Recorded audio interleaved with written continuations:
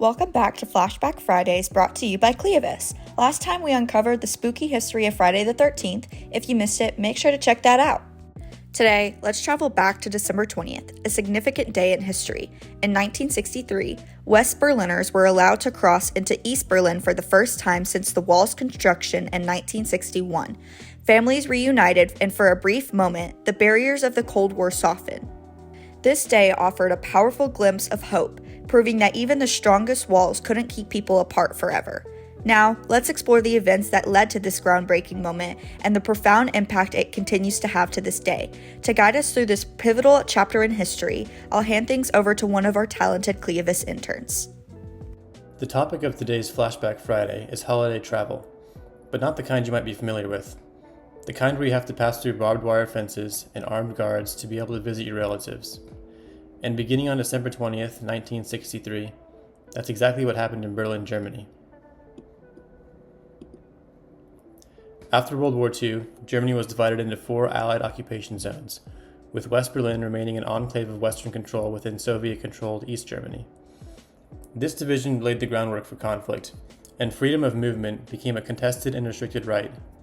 In 1948, the Universal Declaration of Human Rights affirmed that freedom of movement was essential for personal development. However, during the Cold War, many countries, especially the Soviet Union and their allies, enforced strict travel controls on their citizens out of fear of mass emigration and defection. The fears were not unfounded. East Germany alone saw 3.5 million people emigrate to the West before 1961, as the West was significantly more prosperous due to an influx of American aid after the war. This massive emigration led to increased tensions between the two sides, eventually culminating in the construction of the Berlin Wall by East Germany and the Soviet Union in 1961. For nearly 3 decades, the wall served as a brutal barrier, severing West from East and preventing nearly all civilian movement. Despite these strict controls, a rare moment of relief came in December 1963 when West Berliners were allowed to visit East Berlin for family reunions during the holiday season. Over a 2-week period, 700,000 West Berliners crossed into the East for 1 day only, a gesture meant to apply diplomatic pressure through humanitarian means.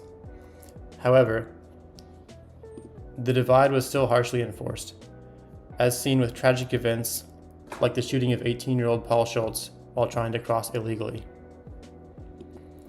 The temporary easing of restrictions was symbolic of the broader complexities of Cold War tensions. In 1971, the Four Powers Agreement farther eased travel restrictions, marking a gradual shift towards détente. By November 1989, the fall of the Berlin Wall symbolized the end of the Cold War and the reunification of Germany, restoring freedom of movement once and for all. This concludes today's Flashback Friday. Thanks for watching. If you enjoyed this video, don't forget to follow us for more engaging content. Every Friday for the next few weeks, we'll be sharing fascinating stories about historical events that took place on Fridays. Stay tuned for more fun and intriguing history brought to life with ClioVis. Ready to create your own timeline? Start your ClioVis journey today at ClioVis.com and dive into history like never before.